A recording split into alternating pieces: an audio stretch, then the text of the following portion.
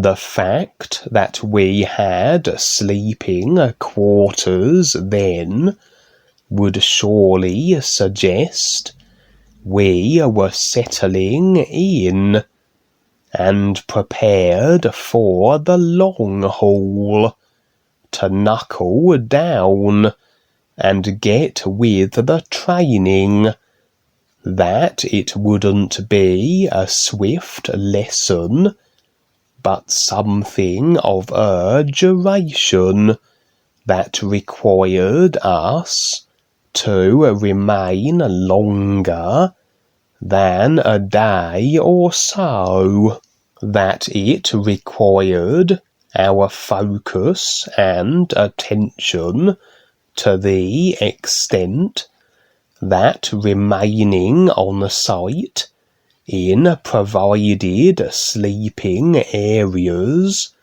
was more prudent than departing and maybe returning the next day, after we perhaps would have been swimming among all the random ideas, thought forms, and creations of the outside world that can serve only to distract us and dilute our focus, if we so allow it.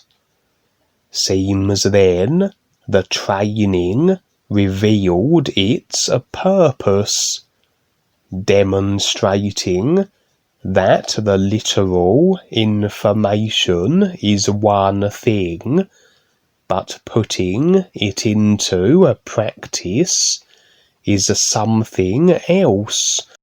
Applying the training to our lives and putting it to good, greater awareness gleaning use, much like how the information of the new presentation are the references for the true reality, but not the reality itself, the references being for the personal self's consideration as something to relate to this reality through, but the recognition of the is always the step that is beyond the references and the real side experiences also, how we must endeavour to be aware of more that we can then use as a comparison to become aware of even more beyond that. And as we become more and more aware, we are less and less the effect of our unawareness. To face all of ourselves and creation, we must be aware of everything that is the personal self, its construction, and the simulated creation it's in. Then we are no longer unconscious to that which affects us, and from there we can consciously decide what we choose for our positions in life, rather than being enslaved by that which we are unconscious to, through the cause and effect mechanics of the simulators. But anyway, out of the classroom and dormitories and into the field, getting out there and becoming further aware through whatever we may encounter. Seems we were all separated now and doing our own individual adventures. I myself was in a setting which appeared to be a large city, a little like New York in appearance, with its skyscraping buildings. And what would a real side city scene be without a monster? And behold, a huge red dragon was weaving its way between the buildings and down the streets. A dragon of such immense proportions that it was nearly as high as the tallest buildings. It was at a distance from me, but very easy to discern, as its bright red coloration contrasted the grey and washed-out colours of the buildings it stomped past. I would continuously see sections of its body in the spaces between the buildings. This very dragon I had seen before on a brief previous real-side experience, and it presented as opposition that needed to be dispatched. At that time I required the assistance of a group to deal with the dragon, and the dragon, though the same, was far smaller in size and might.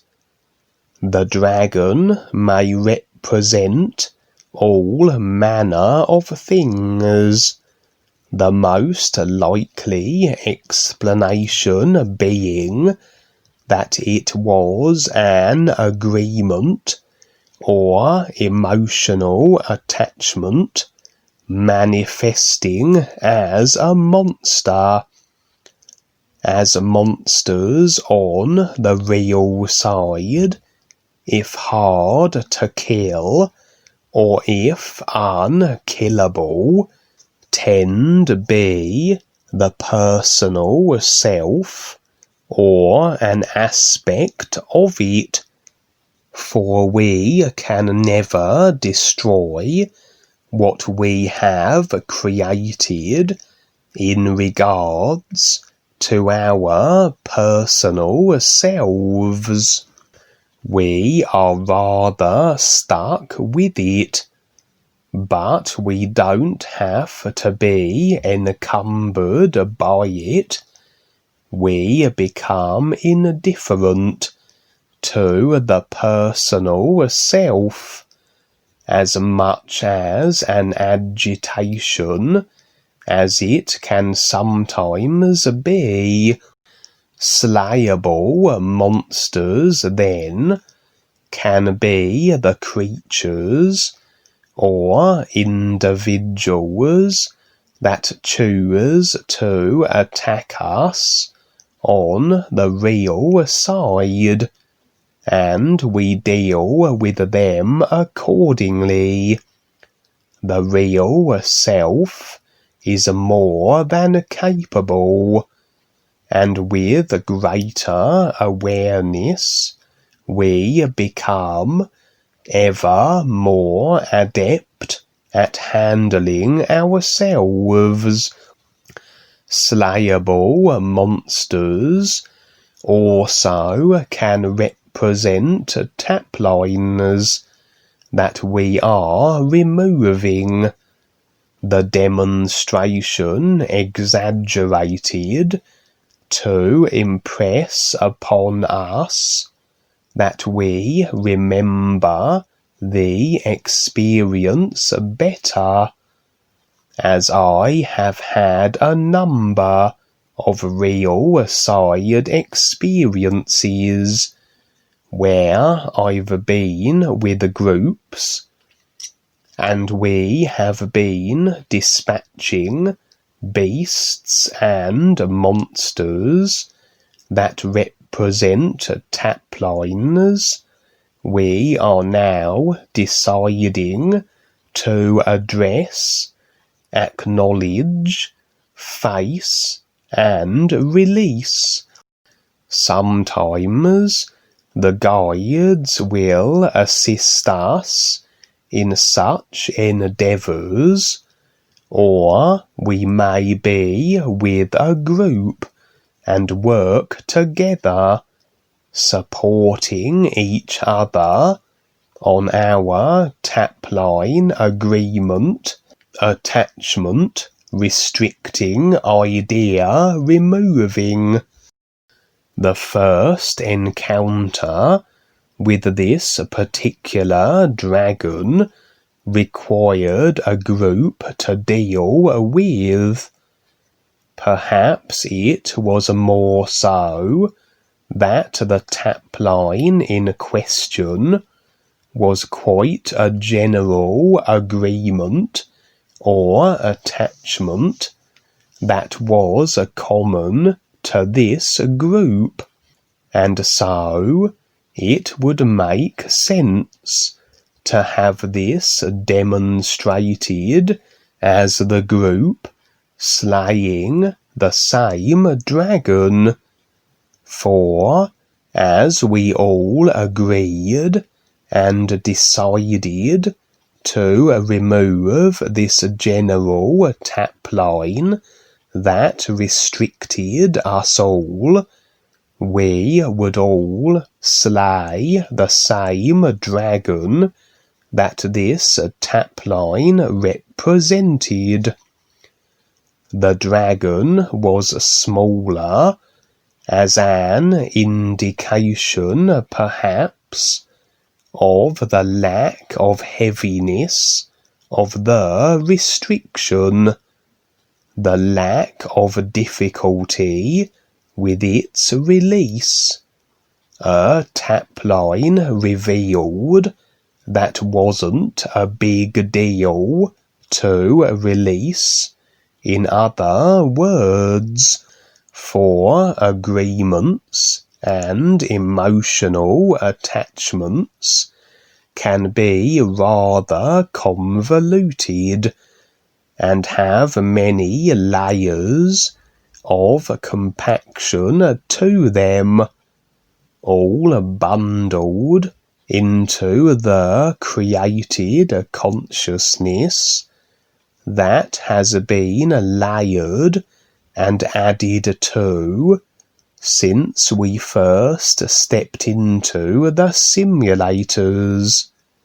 It would follow then that as we identify a tap line, we would start at the most apparent point, then follow the trail of its convoluted construction all the way to its root, releasing all the various aspects that make the tap line along the way, until we ultimately reach the point of its inception and pull it loose. Not all tap lines will be this way, I'm sure, but some of the more compacted and continuously added to tap lines over lifetimes may, perhaps we might say, it's the other way around. For the initial tap line agreement may be quite general. A religious agreement, for example. Then the layers of added ideas to this initial idea, with all the additional emotional idea components which compact it over the lifetimes, and each individual adds their own unique idea, considerations, and attitudes to what was originally a general religious idea. So we come to the current moment, and we may have our own unique tap line, all stemming from such generally agreed upon ideas from many lifetimes ago. When we slay a dragon together, we then are choosing to remove this general idea agreement that we all share, such as our religious example. But when it comes to dealing with our own unique tap lines that we have created from such a universally agreed upon idea, we may very well have to more so deal with it ourselves. Perhaps then all these monster tap line slayings that have us a part of a group during the experience are the first stages of certain tap line removing, which then opens the can of worms and reveals all the facets of the uniquely designed tap lines we have created that stem from this generally agreed upon tap line. And then we must decide to deal with the monsters that represent these extra details that we have created and have added to the original tap line idea agreement. The fact that this red dragon in the city was the same dragon would suggest the scenario I had just outlined, for now I was alone, and having identified the beast, I would have to deal with it myself. Its larger size certainly suggesting the enormity of the task, a tap line offshoot that may be harder then to release. perhaps an emotional attachment, as the emotional attachments always being those which the personal self finds the most difficulty with releasing.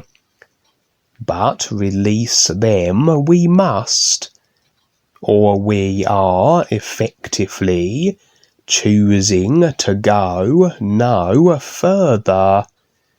Our process would grind to a halt until we decide to proceed onwards with superseding the cause and effect trappings of the restricting simulator.